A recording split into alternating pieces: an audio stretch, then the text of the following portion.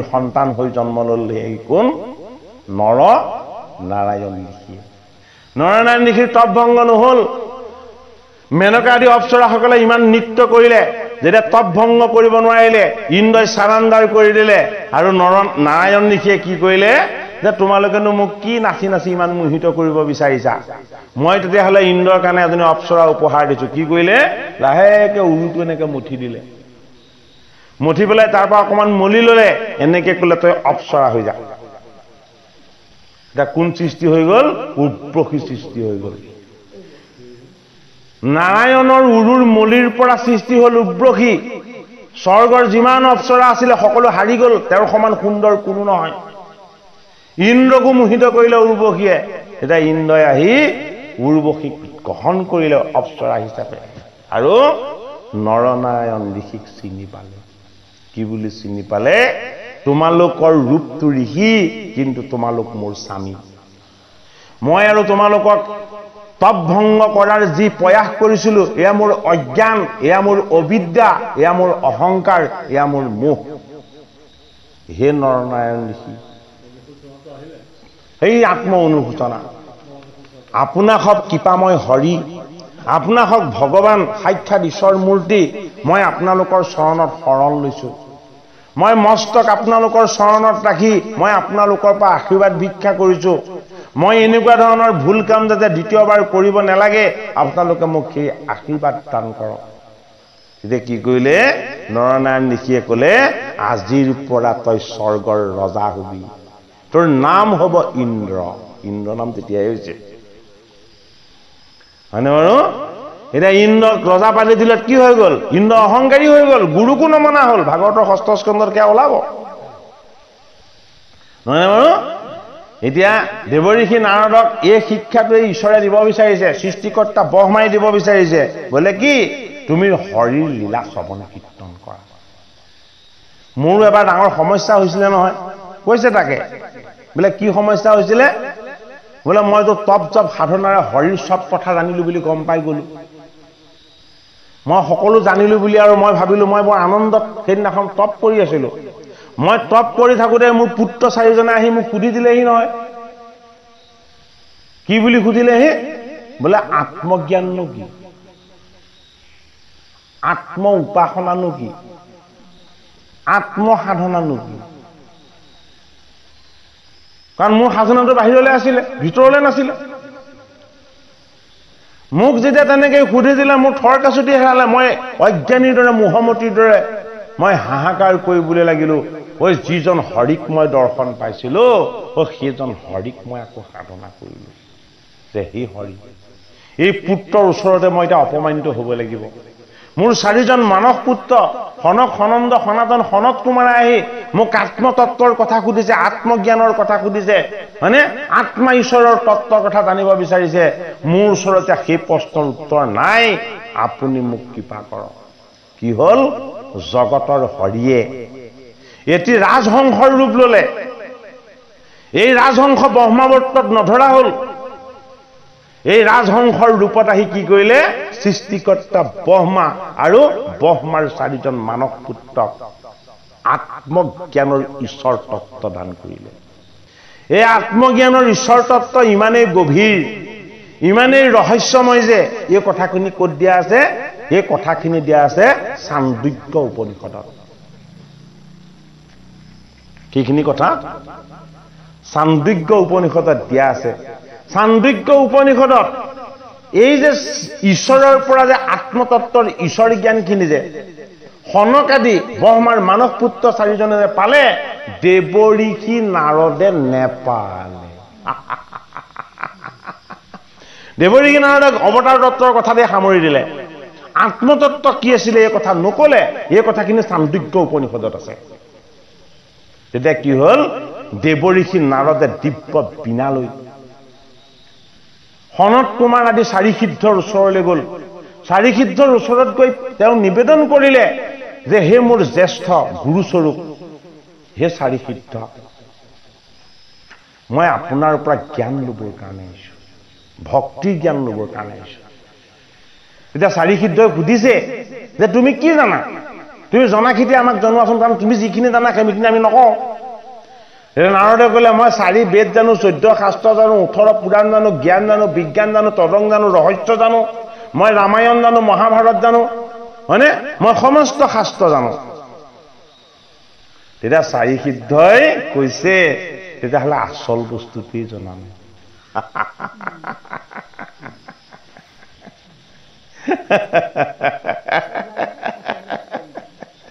4 বেদ, 14 শাস্ত্ৰ, 18 পুৰাণ, জ্ঞান বিজ্ঞান, তদং ৰহস্য, গীতা ভাগৱত সমস্তখিনি জানো বুলি কোৱাৰ পাছতো সনত কুমাৰে ক'লে তেতিয়াহ'লে আচল বস্তুটোৱেই জনা নাই। এতিয়া আমি আপোনালোকক ক'ব নোৱাৰিম, দায়িত্ব নধৰিব। সেয়া অতি গোপন তত্ত্ব, ঈশ্বৰ তত্ত্ব, গম পাইছেনে বাৰু? সেই তত্ত্ব কথা যদি কেনেবাকৈ কোনোবাই পাই যায়, সাক্ষাৎ ঈশ্বৰক পোৱাৰ যিটো আনন্দ, সেই আনন্দ লাভ হয়। সেইটো কাৰণে কথাখিনি ভাগৱতত অনা নাই। আমি যিখিনি জানিলে ভগৱানক পাব পাৰোঁ ভাগৱতত সেইখিনিতেই সীমাবদ্ধ ৰাখিছে। এই আত্মতত্ত্বৰ ইমান গভীৰ ৰহস্য জ্ঞান আমাক প্ৰয়োজন নাই। কিয় নাই? আমি গুৰুৰ চৰণ, ভকতৰ সং, ভাগৱত শাস্ত্ৰৰ কথাৰ যদি ভাগ পালোঁ, আমি সকলো পালোঁ। এয়াই আমাৰ আত্মসুখৰ আনন্দ। সেইটো কাৰণে সেইখিনি কথাৰ ভাগো লৈছেগে কোনে? এইজন দেৱঋষি নাৰদে। সেইটো কাৰণে নাৰদ ঈশ্বৰৰ এক অংশ কৃষ্ণ। বামুণ অকণমান আৰু 8 কিলোচোন কম বাৰু। নাই অহয়াভিগু প্ৰতিৰাম কৰিয়া দুৰ্ঘোৰ কাম, অহাতে ধৰি পৰশু কুঠাৰ, অধৰ্ম ক্ষত্ৰিয় যত সমস্তে কৰিলা হত, অবিচাৰিয়া 3 7 এই 3 7টো বৰ ডাঙৰ তত্ত্ব আছে দেই, ক'ব লাগিব। কৈলো মই নিষ্ট কৰি পৰশুৰাম ধনন্তৰী, দুয়ো বৰ্তমানে অৱতাৰ, আবেশনা মুনিবৰ ভৱিষ্যত মাধৱৰ, লীলাশয় কৰো প্ৰচাৰ। এতিয়া আপোনালোকে অনুভৱ কৰক, যিকেইটা ঈশ্বৰৰ লীলাৰ কথা ক'লে সেইকেইটা অৱতাৰ ভগৱন্ত প্ৰভুৱে ইতিমধ্যে ধাৰণ কৰিছে। এই দেৱঋষি নাৰদক যিকেইটা অৱতাৰৰ কথা ক'লে, এই আধ্যাত্ম যে ছাৰ, আপোনাৰ যদি দিনত হয় তেতিয়াহ'লে 9টাতে বেলি বহালৈকে ক'লে শেষ নহয়। এয়া শেষ নোহোৱা কথা, আধ্যাত্ম জটিল আছে, বহুত জটিল আছে। এইখিনি কথা ইমান ৰহস্যপূৰ্ণ। সেইটো কাৰণে সংবাদটো কাৰ? ব্ৰহ্মা নাৰদ সংবাদ। এজন ব্ৰহ্মধামক আৰু ইজন কি? বৈকুণ্ঠত। নাৰদ ক'ত থাকে? নাৰদ বৈকুণ্ঠত থাকে। ব্ৰহ্মা ক'ত থাকে? ব্ৰহ্মা ব্ৰহ্মাৱৰ্তত থাকে। মানে ৰসেৰে ভৰপূৰীয়া। এতিয়া সেই বৈষ্ণৱসকলৰ কথা যদি আমি শ্ৰৱণ কীৰ্তন কৰোঁ তেতিয়াহ'লে ঈশ্বৰীয় যি পুণ্য, এই পুণ্যৰ ভাগ আমাৰ লাভ হ'ব। সেইটো কাৰণে শাস্ত্ৰ ভাগত বৈষ্ণৱসকলৰ দ্বাৰাহে ঈশ্বৰ তত্ত্ব প্ৰকাশ কৰি দেখুওৱা হৈছে। হে ভৈলা নাৰদ ঋষি নামে অৱতাৰ, হে পঞ্চৰাত নামে তন্ত্ৰ কৰিলা প্ৰচাৰ। আমাক গুৰুজনাই ইয়াক কীৰ্তন কৰিবলৈ কৈছে। তৃতীয় অধ্যায় হয়নে নহয়? আমাক কিয় কীৰ্তন কৰিবলৈ কৈছে? এইজন নাৰদ ঈশ্বৰ মূৰ্তি। আমি নাৰদক বেলেগ দৃষ্টিৰে চাব নাপায় নালাগে ইয়াতে কথা এটা কি জানে এই নাৰদক টুটুকীয়া নাৰদ বুলি কৈছে মানে কিন্তু এইটো একদম মহা ভুল কৰে নহয়নে ভৈলা অহা নাৰদৰ দেখি নামে অৱতাৰ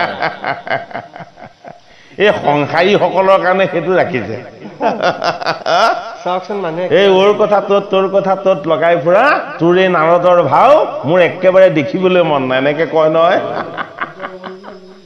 হয়নে বাৰু নাৰদ তেওঁৰে অংশ নাৰদ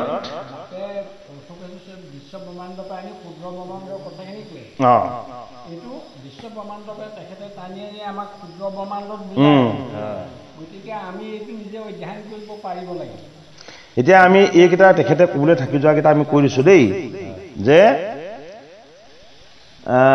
মুহিবেক যত্ন কৰে ধ্ৰুৱৰ তপস্যা যেনি দেখা দিয়া চক্ৰপাণী দিলাবৰ পিঞ্চি অৱতাৰে এতিয়া এই যে ধ্ৰুৱই কেতিয়া তপ সাধনা কৰি ঈশ্বৰ দৰ্শন পাইছিলে সেইটো সত্যলোকৰ ওচৰৰ একেবাৰে সত্যলোকতেই হয়নে বাৰু কি কি তেতিয়া ঈশ্বৰে কি ৰূপে অৱতাৰ লৈছিলে প্ৰথম অৱতাৰ লৈছে হৰিয়ে কাৰ পুত্ৰ হৈ পিঞ্চি আৰু সুতপাৰ পুত্ৰ হৈ সেইবাৰ তেওঁৰ নাম আছিলে কি পিঞ্চি গৰ্ভ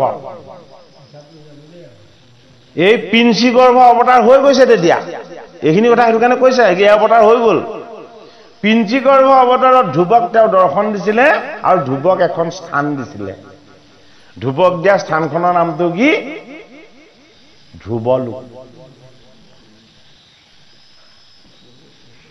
হয়নে অতলৈকৰ ওপৰ এটা হাংক থৈ লাথাপি হে গুধিকাৰ পুষ্য ভাগে দেখিও অদ্যাপি এই তলৈকৰ ওপৰত কোনে থাকিব পাৰে কাক থাপিলে ভগৱন্ত প্ৰভুৱে হয়নে এতিয়া ধ্ৰুৱ মানেনো কি সেইটো নাজানিলে আমি তত্ত্বটো বুজি পাম জানো হা এইবোৰ বাহ্যিকত চালে নহ'ব নহয় এই উত্তানপাত ৰজাৰ পুত্ৰ বুলি চালে যে সেইটো একেবাৰে তত্ত্বটো নাপাবগৈ হয়নে উত্তানপাত ৰজাৰ দুগৰাকী ভাৰ্যা সেয়া আমাক চতুৰ্থ স্কন্ধত দিব এগৰাকীয়ে খাই আৰু পিন্ধি ভাল পায় সেইগৰাকী সুৰুচি এগৰাকীয়ে আকৌ কি কৰি ভাল পায় ঈশ্বৰ সেৱা কৰিহে ভাল পায় হৰি চিন্তন কৰিহে ভাল পায় সেইগৰাকী হ'ল সুনীতি দুটা তত্ত্ব হয়নে বাৰু এতিয়া উত্তানপাত ৰজাৰ ভাৰ্যা দুগৰাকী সেইটো কাৰণে হয়নে নহয় বাৰু এতিয়া উত্তানপাতৰে ভাৰ্যা দুগৰাকী নেকি নহয় দশৰথৰ ভাৰ্যাটো তিনিগৰাকী হয়নে নহয় এতিয়া ভাৰ্যা বেছি হোৱাৰ কাৰণে ঈশ্বৰ নাহো বুলি কৈছে জানো নাই কোৱা বসুদেৱৰ ভাৰ্যা কেইগৰাকী কৃষ্ণৰ পিতৃ বসুদেৱ নামবিলাক ভালকে নাজানো বসুদেৱৰ ভাৰ্যা 17 গৰাকী এগৰাকী দুগৰাকী ভাৰ্যা নহয় বসুদেৱৰো 17 গৰাকী ভাৰ্যা কশ্যপৰ ভাৰ্যা কেইগৰাকী কশ্যপ ঋষিৰ ভাৰ্যা কেইগৰাকী কশ্যপ ঋষিৰ ভাৰ্যা 17 গৰাকী বসুদেৱৰ ভাৰ্যাও 17 গৰাকী এইবিলাক তত্ত্বৰূপ সেইটো কাৰণে 17 বিলাক দিয়া হৈছে হয়নে বাৰু এতিয়া 17টো একটো হ'ল দশকৰ স্থান 7টো হ'ল এককৰ স্থান এই 7টা পৰীক্ষাৰ কথা কৈছিলো নে নাই কালি পৰীক্ষিতৰ 7টা পৰীক্ষা হয়নে নহয় 10টো কি 10টো দশম কৃষ্ণ 17 তত্ত্বটো অত্যন্ত গভীৰ হয়নে বাৰু সেই তত্ত্বৰ আধাৰত কোৱা হৈছে আৰু 7টোকে যদি 1টোকে যোগ কৰে পৰিমাণটো কিমান হ'ব 8টো কাৰ স্থান হা 8টো দুজনৰ স্থান এফালে ভীষ্ম সিফালে কৃষ্ণ বিষ্ণু আৰু বৈষ্ণৱৰ স্থান সেইটো কাৰণে যিটো নাম্বাৰ চিষ্টেমৰ যিটো আমাৰ গাণনিক ব্যৱস্থাত আমাৰ জ্যোতিষ আছে সেইটোত 8 নম্বৰ স্থানটো হ'ল শনিৰ ধৰ্ম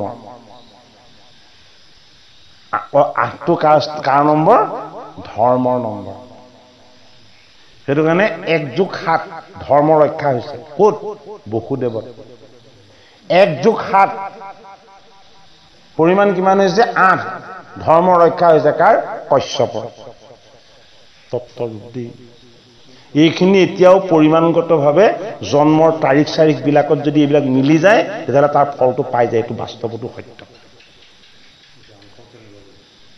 গম পাইছেনে কিন্তু আমি আধ্যাত্মিক জ্ঞানহে দিবলৈ আহিছোঁ অংক শাস্ত্ৰ জ্ঞান দিবলৈ অহা নাই কৃষ্ণ হা ধ্ৰুৱ মানে হ'ল এক তত্ত্ব যিটো তত্ত্ব দুটা নহয় তাক কোৱা হয় ধ্ৰুৱ এক তত্ত্ব হয়নে এক তত্ত্ব মানে কি এক তত্ত্ব মানে কি এক তত্ত্ব মানে হ'ল আত্মতত্ত্ব আত্মতত্ত্ব মানে কি আত্মতত্ত্ব মানে হ'ল যিটো নীতি নিয়ম সংযম আৰু সাধনাত পোৱা যায় সেইটো কাৰণে কাৰ পুত্ৰ বুলি ক'লে নীতিৰ পুত্ৰ ধ্ৰুৱ হয়নে বাৰু ধ্ৰুৱ মানে কি ধ্ৰুৱ মানে সত্য সত্য কি সত্য আমাৰ আত্মা এক তত্ত্ব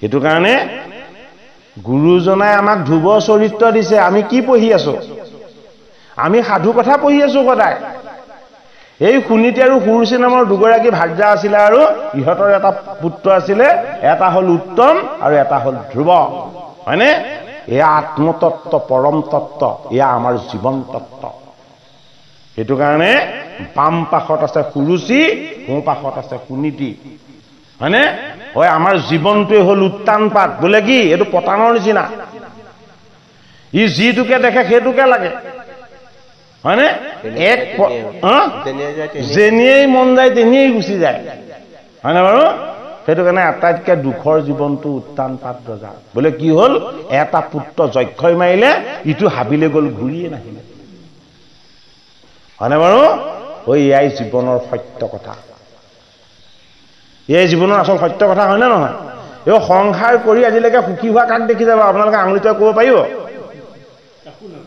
হা সংসাৰত সুখী হোৱা কোন আছে সংসাৰত চব দুখীয়েই সংসাৰত কোনো সুখী নাই সুখী কেৱল এজনেই কোন যিজনে কৃষ্ণৰ চৰণত শৰণ ল'লে যিজনে কৃষ্ণক ভজিলে একান্ত চিত্তে যিজনে সমস্ত কৃষ্ণ তৰ্পণ কৰিব পাৰিলে সেইজনে আটাইতকৈ সুখী তাৰ বাহিৰে কোনো সংসাৰী লোক আজিলৈকে সুখী হোৱাৰ নজিৰ নাই ধ্ৰুৱ আমাৰ আত্মা ক'ত প্ৰতিষ্ঠা কৰি থৈছে তলৈক্যত তলৈক্য মানে কি ঈশ্বৰৰ স্থানত কোন প্ৰতিষ্ঠা হৈ আছে আমাৰ আত্মা ঈশ্বৰ কোনে প্ৰতিষ্ঠা কৰি থৈছে ভগৱন্ত প্ৰভুৱে প্ৰতিষ্ঠা কৰি থৈছে সেইটো কাৰণে গুইটোৰ নেজৰ ফালে চাবলৈ কৈছে গুই মানে কি গুই মানে গুণময় আপুনি মাটিত শুই দিয়কচোন ভৰি হাতকেইটা মেলি আপোনাক দেখিবলৈ গুণী এটাৰ নিচিনা লাগিব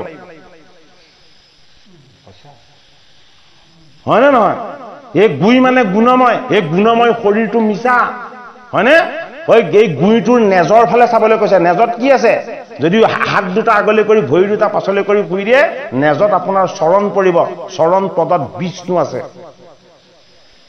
যেতিয়ালৈকে এই বিষ্ণুৰ অনুভৱ আপোনাৰ নহ'ব তেতিয়ালৈকে আপোনাৰ ঈশ্বৰ দৰ্শন নহয় সেইটো কাৰণে হৰিৰ চৰণ সেৱা ভকতৰ চৰণ সেৱা গুৰুজনৰ চৰণ সেৱা হয়নে এই চৰণ সেৱা কৰিবলৈ হ'লে আমি কি হ'ব লাগিব হয় আমি মালিক হ'লে নহ'ব আমি দাসৰো দাস টানৰ দাস হ'ব লাগিব হয়নে নহয় কথাষাৰ হয়নে সেইটো কাৰণে ধ্ৰুৱৰ সত্যটো আমি উপলব্ধি কৰিবলৈ যত্ন কৰিব লাগিব সেইটো কাৰণে পিঞ্চিগৰ্ভ অৱতাৰতেই ধ্ৰুৱৰ চৰিত্ৰৰ তত্ত্বৰে হৰিয়ে লীলা কৰি দেখুৱাই দিছে উত্তান পাত ৰজাই দুগৰাকী ভাৰ্যাক সমানে স্থান দিলে আৰু জীৱনটো দুখত গ'ল এগৰাকী ভাৰ্যা ধৰ্মশীল আছিলে হয়নে পুত্ৰটোক সিংহাসন দিয়াৰ চিন্তা নকৰিলে বোলে যিজনে সকলো দিব পাৰে তুমি সেইজনৰ ওচৰলৈ যোৱা গতিকে আমাক ৰাস্তা তেতিয়াই দেখুৱালে আমি আজিলৈকে বিচাৰি পোৱা নাই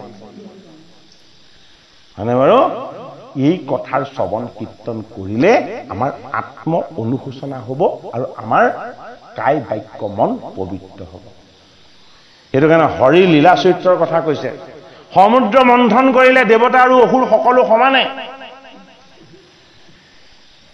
সৃষ্টিকৰ্তা ব্ৰহ্মাই পৰামৰ্শ কৰিছে কি বুলি যে এই দেৱতা আৰু দৈত্যৰ যদি দুখ দূৰ হ'বলৈ হয় উপায় এটাই আছে কি উপায় কৰিব লাগিব সমুদ্ৰ মন্থন কৰিব লাগিব এটা সমুদ্ৰ মন্থন কৰিবলৈ দেৱতাই অকলে নোৱাৰে হয়নে কাৰ সহায় ল'ব লাগিব দৈত্যৰ সহায় ল'ব লাগিব হা দৈত্যৰ বল বেছি আৰু দেৱতাৰ কি বেছি দেৱতাৰ বুদ্ধি বেছি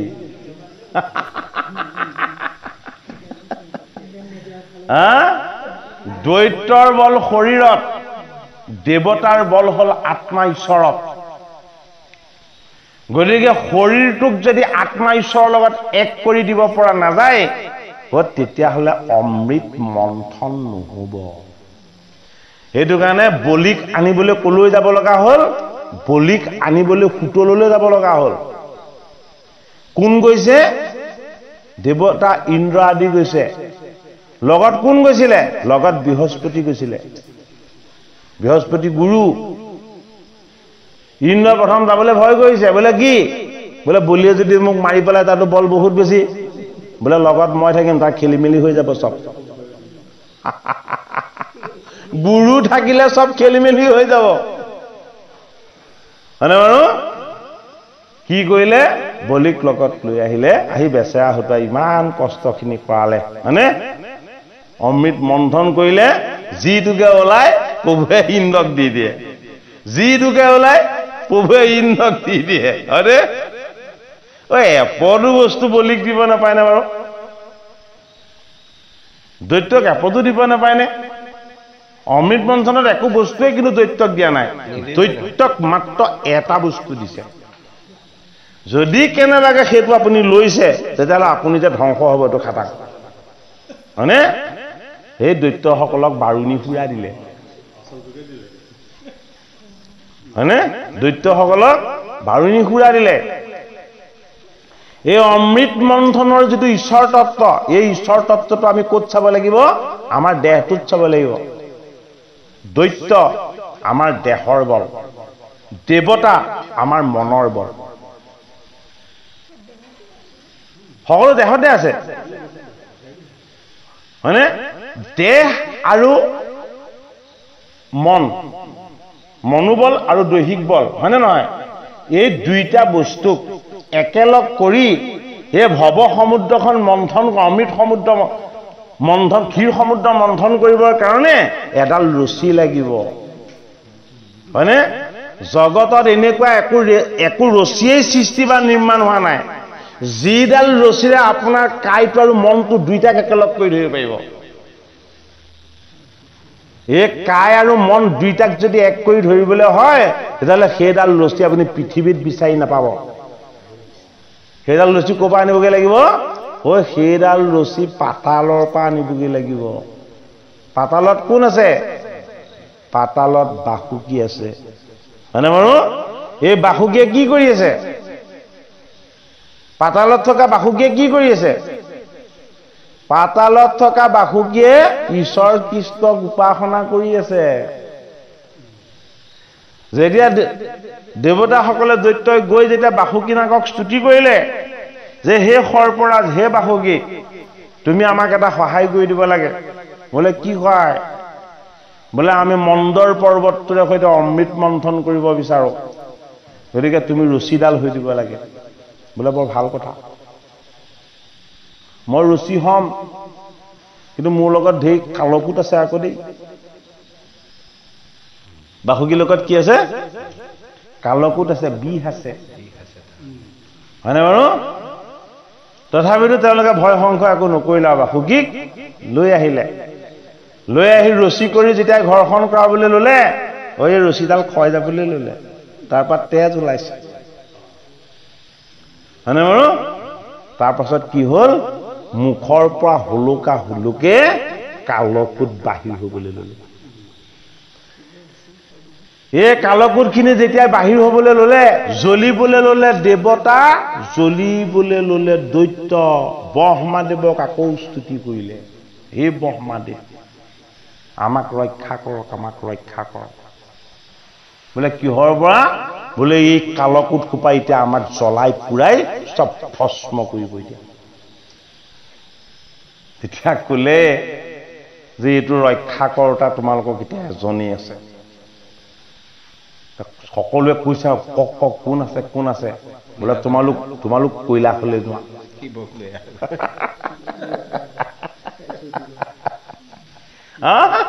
তোমালোক, আমি যে কৈছিলো যাৰ লগত কাম নাই, যাৰ লগত লোভ নাই, যাৰ লগত ক্ৰোধ নাই, হা তেওঁহে পাৰিব। এটা বৈষ্ণৱৰ কথা। শিৱ কি? শিৱ এজন বৈষ্ণৱ, পৰম বৈষ্ণৱ। সকলোৱে কৈ শিৱক নমো নমো তিনিয়ন বুলি স্তুতি কৰিছে। আপুনিয়ে ঈশ্বৰ নাৰায়ণ, আপুনিয়ে ভগৱান, আপুনি একান্ত চিত্তে কেৱল হৰিক উপাসনা কৰি থাকে। এতিয়া শিৱই কি বুলি কৈছে? তোমালোকে মোক ঈশ্বৰ বুলি কৈছা, আংশিকভাৱে হয়, কিন্তু সম্পূৰ্ণ নহয়।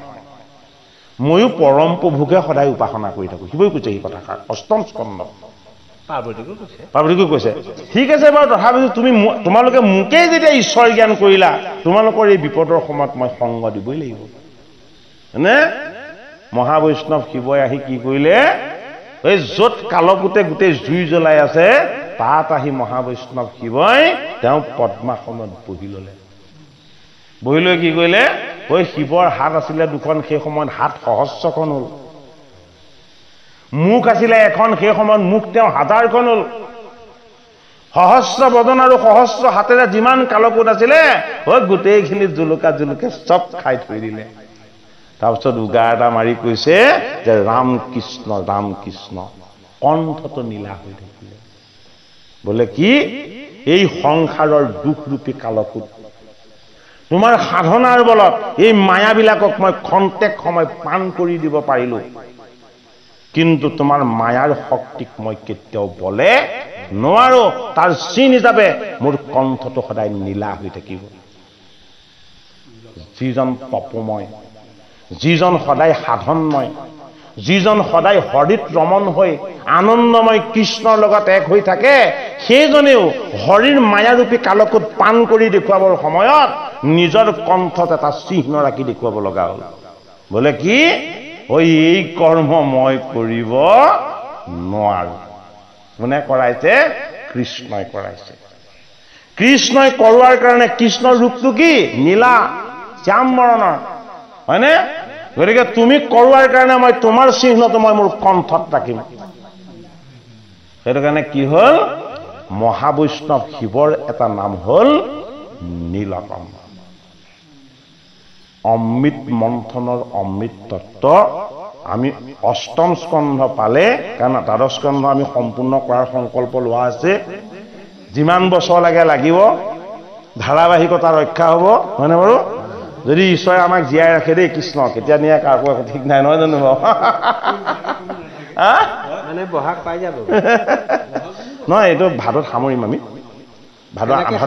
এতিয়া এনেকুৱা এটা কথা ধৰক, আজি যে এই যিটো অধ্যায় পাঠ হৈছে নহয়, এইটো যদি আপুনি ভালকে বুজাবলৈ যায়, তেতিয়াহ'লে এদিনত নহ'ব। কিন্তু নহয় নহয় নহয় নহয়, এইখিনি কথা তেনেকে আৰু তেনেকে খৰধৰকে ব্যাখ্যাও নকৰোঁ। আমি ক্ষুদ্ৰ মগজুৰে যিখিনি পাৰোঁ তেনেকে খৰখেদাকে আমি আগবঢ়াই নিনো পাঠভাগ। নহ'ব, বস্তুখিনি তন্ন তন্নকে আমি বুজি পাব লাগিব। গোটেই ৰসখিনি ইয়াতে সোমাই আছে, হয়নে বাৰু? এতিয়া অমৃত মন্থন কৰিলে বাসুকি কান্দিলে। বাসুকি কি হয়? বাসুকি আমাৰ আয়ু ৰেখাডাল হয়। আমাৰ জন্মৰ পৰা মৃত্যুলৈকে এডাল ৰেখা আছে, এই ৰেখাডাল হ'ল আয়ু ৰেখা। এই ৰেখাডালৰ নাম হ'ল বাসুকি। ই পাতালত আছে। কিয় পাতালত আছে? ই দেহৰ লগত সংযুক্ত নহয়। হা? ই ক্ষুদ্ৰ ব্ৰহ্মাণ্ডৰ পৰা বৃহৎ ব্ৰহ্মাণ্ডক এক কৰি ধাৰণ কৰি ৰাখিছে, হয়নে বাৰু? সেইটো কাৰণে এই ৰছীডালৰ নাম হ'ল আয়ু ৰেখা, বাসুকি, হয়নে? এইডালৰ মুখৰ ফালত কাক দিয়া আছে? মুখৰ ফালত দিয়া আছে দৈত্যক, আৰু নেজৰ ফালত দিয়া আছে দেৱতাবিলাকক, হয়নে নহয়? খাই খাই খাই খাই খাই খাই পেটে যেতিয়া লোড নল'ব, লিভাৰে যেতিয়া হজম শক্তি হেৰুৱাব, হয়নে? ঐ তেতিয়াহে ক'ব মই নাখাওঁ আৰু মোক নালাগে। মই খাবলৈ মন যোৱা নাই। হয়নে নহয় চাওক? হয়নে বাৰু? সেইটো কাৰণে আত্মসংগম, অন্ন সংগম, চলন ফুৰণৰ সংগম, হয়নে? এটা সময়ত কি হ'ব লাগিব? অন্ন সংগম এনেকুৱাকে কৰিব লাগিব যে মোৰ শুদ্ধ কাইটো লৈ মই মৃত্যু ল'ব পাৰিব লাগিব। শুদ্ধ কাইটো লৈ যদি মৃত্যুক বৰণ কৰিবলৈ হয়, সেই 7 দিনত একো অন্ন ল'ব নালাগিব। সেইটো কাৰণে বাসুকী নেজৰ ফালে ধৰিবলৈ কাক দিলে? দেৱতাবিলাকক দিলে। ইন্দ্ৰ আমাৰ মন, বুদ্ধি, ইন্দ্ৰৰ গুৰু বৃহস্পতি, হয়নে বাৰু? আমাৰ কৰ্ম কৰাৰ শক্তি আৰু সামৰ্থ্য, হয়নে? এই সমস্তবিলাক ইন্দ্ৰৰ যিবিলাক শক্তি আছে, এইবিলাক দৈবিক শক্তি। এই দৈবিক শক্তিবিলাক বয়স বঢ়াৰ লগে লগে কি হয়? কমি কমি টুটি আহি থাকে, হয়নে? যিমান খাইছিলে সিমান খাব নোৱাৰিব, চলিব কৰিব নোৱাৰিব, হয়নে নহয়? দেৱতাবিলাকৰ গুণবিলাকো দুৰ্বল হৈ নেজৰ ফালে গৈ নিগুণত ৰৈ দিব। সেইটো কাৰণে বাসুকীৰে সৈতে অমৃত মন্থনৰ লেজুডাল দুমূৰত দেৱতা আৰু অসুৰ লগ হৈ টানিলে। অমৃত মন্থনৰ সমস্ত দ্ৰব্য কাৰণ ওলালে। আটাইতকৈ ৰসময় বস্তুটো কেতিয়া ওলালে? অন্তিমত ওলাইছে। আৰু আটাইতকৈ শেষত কি ওলাইছে? সমুদ্ৰ মন্থনৰ আটাইতকৈ শেষত ওলাইছে ভস্ম, ছাই। এই নীলকণ্ঠ শিৱই গোটেইখিনি গৰল পান কৰাৰ পাছত যিখিনি ছাই আছিলে সেইখিনি তেওঁ গাত সানিছে। অমৃত মন্থনত 2টা বস্তু শিৱই ল'লে। এটা ল'লে কালকুট, এটা ল'লে ছাই। আমাক কি শিকালে? সেইজন পৰম বৈষ্ণৱে আমাক কি শিকালে? এই জীৱনটো, এই দুখময় জীৱনটোৰ এদিন অন্ত হলে সি অকণমান ছাই হ'ব, তাৰ বাহিৰে আৰু বেলেগ অস্তিত্ব তাৰ একো নাথাকে। সেই ছাইকণেই দেখালে, হয়নে নহয়? গতিকে জীৱন সত্য নহয়, ঈশ্বৰ সত্য। ঈশ্বৰ সত্যৰ উপলব্ধিটো আনন্দময়। সেইটো কাৰণে সত্যম শিৱম সুন্দৰম। সত্যৰ উপলব্ধিটোৱেই হ'ল আচল সুন্দৰ। গতিকে অমৃত মন্থনৰ সময়ত যেতিয়া অমৃতৰ ঘটটো কোনে আনিছে? পুৰুষে আনিছে। পুৰুষ কি? পুৰুষ হ'ল ধনন্তৰী, পৰম পুৰুষ, যি ধনৰ ভঁৰালত 8টা ঐশ্বৰ্যৰ তত্ত্ব একেলগে বাস কৰি আছে, যিটো অমৃতৰ পাত্ৰত জ্ঞান বিজ্ঞান তদং ৰহস্য সমস্তখিনি একেলগে বাস কৰি আছে, যি অমৃতৰ পাত্ৰত ঈশ্বৰৰ আনন্দময় পৰম সুগন্ধি প্ৰকাশ হৈ আছে, সেই অমৃতৰ পাত্ৰটো, হয়নে? যি ধন মই যাক দিম সিহে পাব, যি ধন মই যাক নিদিওঁ সি কেতিয়াও নাপায়, যি ধনে গোটেই জগত ব্ৰহ্মাণ্ড সমস্তকে উদ্ধাৰ কৰিব, সেই ধন মই পৰম প্ৰভুৱে ধনন্তৰীৰ ৰূপ লৈ মই সমুদ্ৰ মন্থনত মই মোৰ হাতত মই নিজে আনিম। অনাটো কোনে আনিলে? অনাটো ধনন্তৰীয়ে আনিলে। কিন্তু বিলাব কোনে? হয়নে? আনোতে ধনন্তৰী আনিলে, যি ধন কোনোদিন অন্ত নহয়, যি ধন কোনোদিন কেতিয়াও শেষ নহয়, যি ধন দি থাকিলে তাৰ পৰিমাণ সদায় বাঢ়ি গৈ থাকে, হয়নে? এই অন্ত নোহোৱা অনন্ত ধন যাৰ হাতত আছে সেইজনৰ নামেই হ'ল ধনন্তৰী, হয়নে? সকলো ৰোগৰ চিকিৎসা, সকলো ব্যাধিৰ নিৰাময়ৰ উপায়, সমস্তবিলাক অসুখ বিসুখৰ পৰা মুক্ত হোৱাৰ পৰম তত্ত্ব, সেই ধনৰ নাম কি? সেই ধনৰ নাম ধনন্তৰী। আৰু আনিছে কি? আনিছে তেওঁ এটা অমৃতৰ পাত্ৰ। অমৃতৰ পাত্ৰ প্ৰথম কাৰ হাতত লাগিছিল? ধনন্তৰী ইমান দুৰ্বল নহয়, অমৃতৰ পাত্ৰটো লৈ তেওঁ আকাশলৈ উৰি যাব পাৰিলেহেঁতেন, দৈত্যসকলক সেই পাত্ৰটো চুবলৈ নিদিয়াকৈ থাকিব পাৰিলেহেঁতেন, হয়নে? ঈশ্বৰে কেতিয়াও কাকো দেৱতা আৰু দৈত্যৰ দৃষ্টিৰে নাচায়। ঈশ্বৰৰ এটা দৃষ্টি যে মোক মন্থন কৰি মোৰ পৰা অমৃত পাবৰ কাৰণে দেৱতা আৰু 2টা কুলেই যেতিয়া লগ হৈছে, গতিকে মই অমৃতৰ পাত্ৰ হাতত লৈ যাম, মোৰ হাতৰ পৰা যি নিব পাৰে সিয়ে লৈ যাব, মই সেইকণ স্বাধীনতা তেওঁলোকক দিম।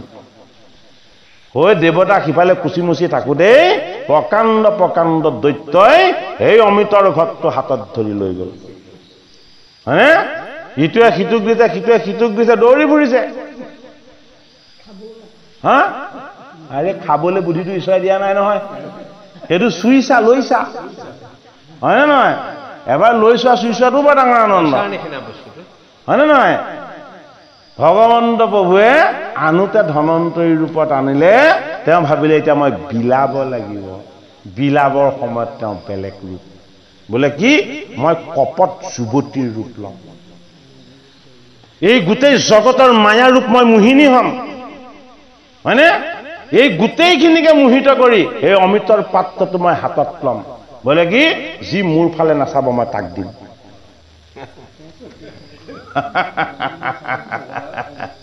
যি মোৰ মুখলৈ নাচাব মই তাক দিম যি মোৰ চৰণলৈ চাই মোক সেৱা কৰিব এই অমৃত মই তাক দিম সেইটো কাৰণে কপট যুৱতী বেশে জগতৰ হিহিকে শিৱকে মোহিত কৰি থৈছে হয়নে এই দৈত্যসকল কোন কোটা বিষ্ণুৰ মায়াৰ ওচৰত হয়নে বাৰু সেইটো কাৰণে মোহিত হোৱা সকলে কেতিয়াও অমৃত পান কৰিব নোৱাৰে ঐ যিসকল সংসাৰত মোহিত হৈ আছে বিষয়ত মোহিত হৈ আছে ধন সম্পদত মোহিত হৈ আছে ও সেইসকলে নামঘৰত আহি ভাগৱত শুনিব পাৰিছে জানো ভালকে চাই লওক হয়নে অমৃতটো ইয়াতে গতিকে দেৱতা আৰু অসুৰৰ মাজৰ পাৰ্থক্য আমি বুজাই ক'ব নালাগে কৰ্মতে তাৰ প্ৰমাণ আপোনালোকে নিজে পাই আছে সেইটো কাৰণে অমৃত মন্থন ক'ত দিছে অষ্টম স্কন্ধ দেৱতাক অমৃত দি দিলে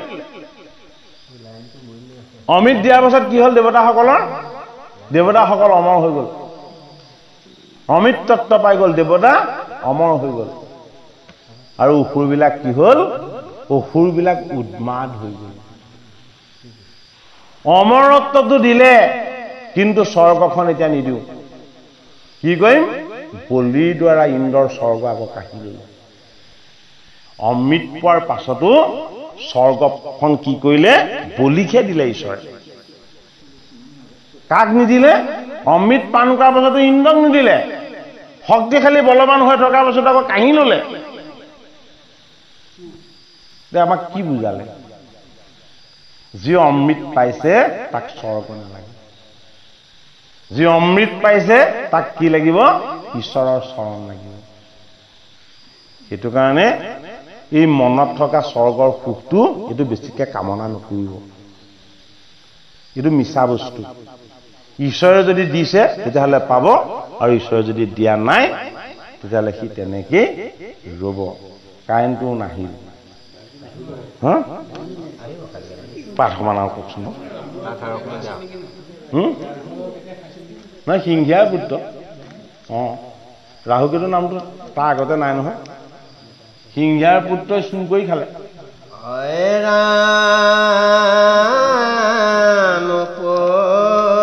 নৈকেশিত ৰাৱণয় ধৰ্মচিত্ৰ অকৰিবেক লোকক দমন তাত হন্তে হয়া ভয় ইন্দ্ৰাদি দেৱচয় অহৰিপদে লৈবেক শৰণ ৰাম আমাৰ প্ৰসাদ দিত ভূমি ভাৰ সংহৰিত কৃপাময় জগত আধাৰ ৰামচন্দ্ৰ লক্ষ্মণ ভৰত আৰু শত্ৰুঘ্ন অচাৰী ৰূপে ভৈলায় অৱতাৰ এতিয়া কথাখিনি ইমান সুন্দৰকে কৈছে তাপৰ যুগ হোৱা নাই তেতিয়া সত্য যুগে চলি আছিলে তেতা যুগ হোৱা নাই কিন্তু যুগ হোৱাই নাই তপৰ সাধনাৰে সৃষ্টিকৰ্তা বৰ্মাই দেৱঋষি নাৰদক জনাই দিছে কি বুলি জনাইছে যে অধৰ্মিকক খতক যত সমস্তে কৰিলাহত বিচাৰিয়া ৩৭ বাৰ হৈয়া ভিগুপতিৰাম কৰিল দুৰ্ঘোৰ কাম ভিগু ভিগুপতিৰাম দেই হাতে ধৰি পৰশু কুঠাৰ অধৰ্মিকক ক্ষত্ৰিজত সমস্তে কৰিলাহত বিচাৰিয়া ৩ হাতভাৰ। এতিয়া শুনিব মই কলো নিষ্ঠ কৰি পৰশুৰাম ধনন্তৰী দুয়ো বৰ্তমানৰ অৱতাৰ। সেইকেইটা অৱতাৰ বৰ্তমান চলি আছে বুলি কৈছে তেতিয়া দেই। আবে শুনা মুনিবৰ ভৱিষ্যত মাধৱৰ লীলাচৰ কৰো পৰচা। সেইখিনিলৈকে অৱতাৰ কথা নাৰদক সৃষ্টিকৰ্তা ব্ৰহ্মাই কোৱাৰ আগত সেয়া অৱতাৰ হ'ল। কি অৱতাৰ হ'ল বুলি কৈছে? বিষ্ণু অৱতাৰ পৰশুৰামলৈকে সমাপ্ত হ'ল। এই কথাখিনি যেতিয়া দেৱঋষি নাৰদক সৃষ্টিকৰ্তাই কৈছে, পৰশুৰামলৈকে যমদগ্নিত পৰশুৰামলৈকে অৱতাৰ সংঘটিত হৈছে। আমাৰ ভাগৱত শাস্ত্ৰত যিটো কৈছে আমি সেইটোৱে মানিম, হয়নে? আৰু তাতকৈ ডাঙৰ কথা, ইয়াৰ পদ গুৰুজনাই নিজে নিবন্ধন কৰা, শ্ৰীমন্ত শংকৰদেৱ গুৰুজনাই। গতিকে গুৰুজনাতকৈ আৰু এইখিনি কথা নিশেষকৈ কোনে বেছিকৈ জানে, নহয় জানো বাৰু? হা? গতিকে আমি এইখিনি কথা আত্মপত্যৰে লৈছোঁ। কাৰণ গুৰুজনাই যেতিয়া আমাক দিছে তেখেতে সম্পূৰ্ণ শুদ্ধ সত্য কথাখিনি আমাক দিছে। আবে শুনা মুনিবৰ ভৱিষ্যতে মাধৱৰ লীলাচয় কৰো পৰচাৰ। এইখিনি লীলা ইতিমধ্যে হৰিৰ হৈ গ'ল। ইয়াৰ তত্ত্বটো তুমি বুজি লোৱা। কি ৰূপে বুজি লোৱা? এই ধনন্তৰী ৰূপে অমৃত আনিছিল, কিন্তু বিলাবৰ সময়ত কপট যুৱতী এজনী তেওঁ হৈ ল'লে। এই কপট যুৱতীজনী হ'ল কি? লোভ আৰু কাম। যাৰ লগত লোভ আৰু কাম আছে তেওঁ অসুৰ হৈ থাকিব লাগিব, তেওঁ বাৰুণী খুৰা পান কৰি থাকিব লাগিব। বাৰুণী খুৰা মানে কি? বিষয়ৰ বাৰুণী, বিষয়ত থাকিব লাগিব। সেইজন বিষয়ৰ আসক্তিৰ পৰা তেওঁ কেতিয়াও মুক্ত নহয়। এইটো কাৰণে বিষয়ৰ আসক্তিৰ পৰা মুক্ত কৰিব কোনে? ভগৱন্ত প্ৰভু কৃষ্ণই। সেইটো কাৰণে অপকেদে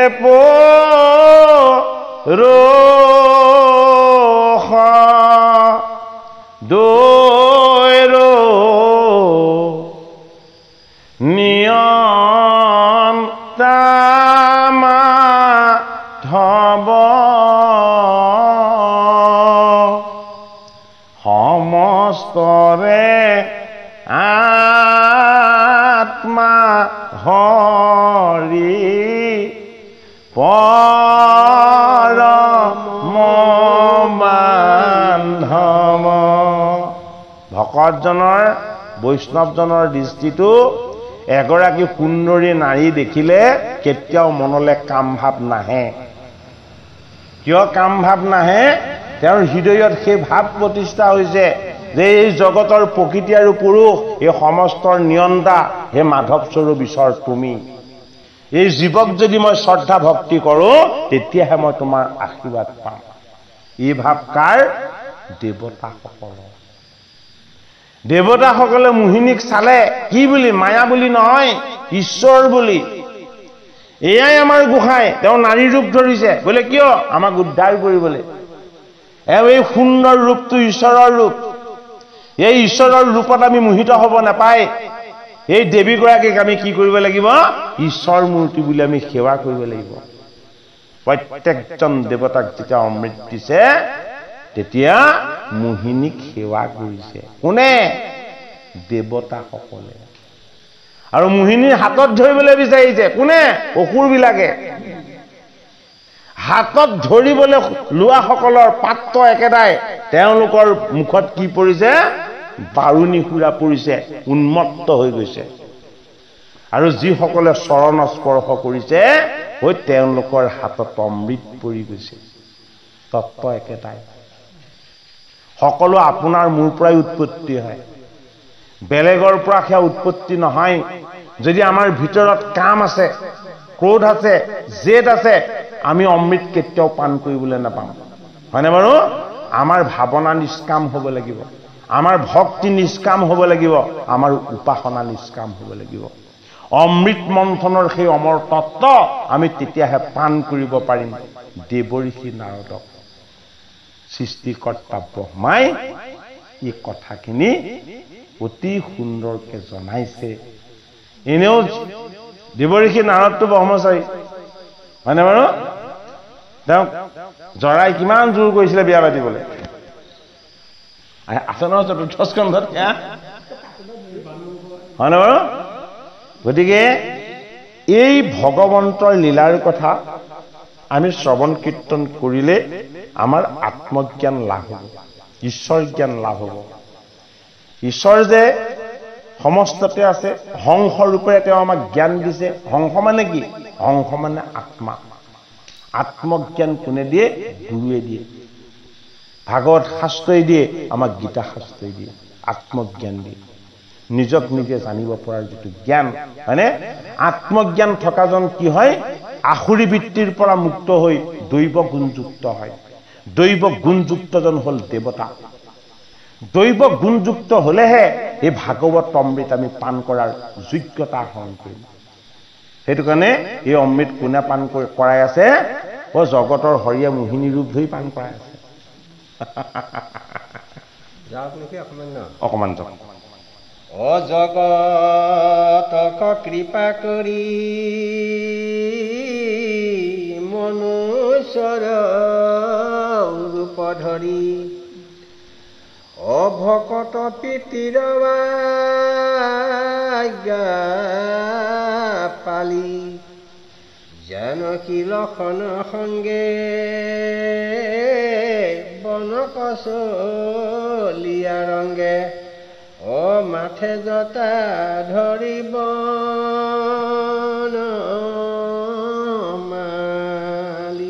হয় অগস্তি কলাগ পাই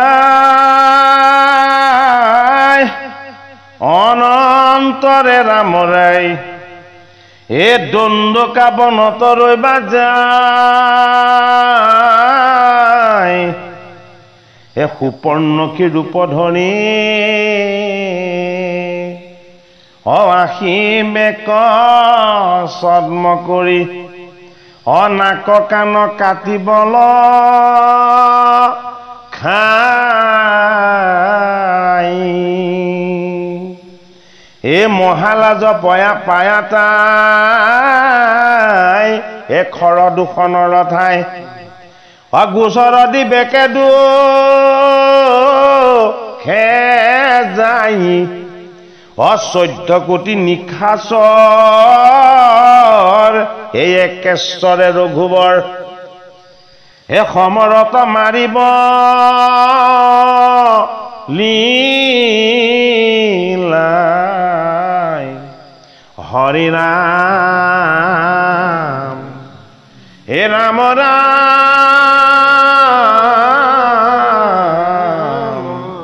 ৰাম ৰাম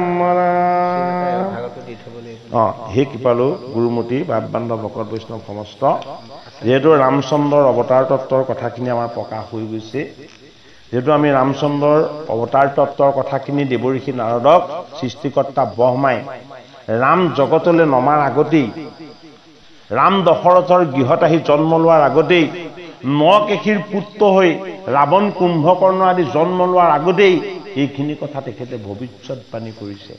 কিয়? এয়া সত্য শুদ্ধ সনাতন কথা, এই কথা কেতিয়াও অব্যৰ্থ হ'ব নোৱাৰে। সেইটো কাৰণে কি হৈছে, এই কথাখিনি আমাক ভাগৱত শাস্ত্ৰত দিছে। গতিকে আটাইতকৈ জটিল তত্ত্বটোৰ নাম কি? ৰাম তত্ত্ব। আটাইতকৈ আনন্দময় তত্ত্বটোৰ নাম কি? কৃষ্ণ তত্ত্ব। জটিল আৰু আনন্দ দুই তত্ত্ব এক হৈছে ক'ত? ভাগৱতত। গতিকে আজি আমি পদ ইমানতে এইটো কাৰণেই ৰাখিছো। অগস্তি মানে কি? লক্ষ্মণ মানে কি? ৰাম মানে কি? ভৰত মানে কি? শত্ৰুঘ্ন মানে কি? দশৰথ মানে কি? কৌশল্যা কৈকেয়ী মানে কি? সুপৰ্ণখা মানে কি? আৰু খৰ দুখন মানে কি? আধ্যাত্মিক তত্ত্বত এই কথাখিনি আমি পৰিপূৰ্ণকে জানিব লাগিব। গতিকে কাইলে আপোনালোকে হৰিক চিন্তা কৰি থাকক, ভাবি থাকক যে এই তত্ত্ব কথাখিনি যাতে আমাৰ অতি সুন্দৰকৈ যাতে প্ৰকাশ পায়। কাইলৈ আমাৰ ভাগৱত জোৰণি আছে, নহয়নে বাৰু? গতিকে কাইলৈ আপোনালোকৰ পৰা আমি অনুমতি লৈ কাইলৈ আমি বিৰাম বিচাৰিছোঁ। পৰহিলৈ আমাৰ আৰম্ভ হ'ব। বাপজনা মনত ৰাখিব, পদৰ নাম্বাৰটো ইয়াত 113। তাত কিমান চাওকচোন? 113 দিছেনে? 113 ওপৰৰ পৰা আৰম্ভ হ'ব। হয়নে তাৰমানে আমি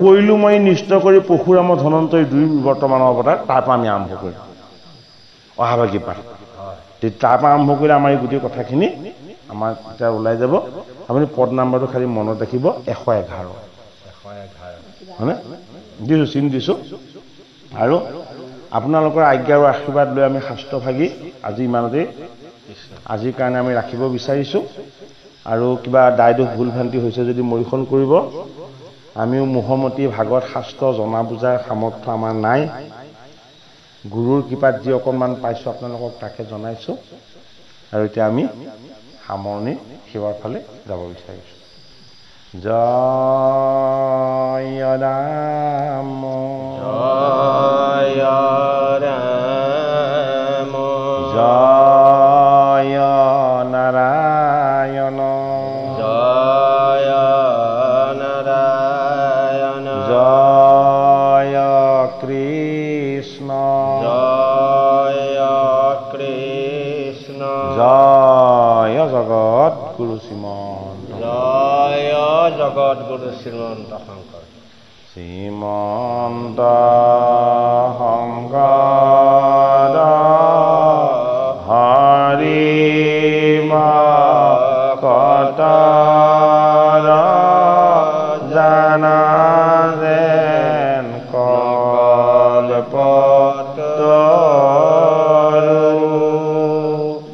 তাহান্ত বিনাই নাই নাই নাই আমাৰ পৰম গুৰু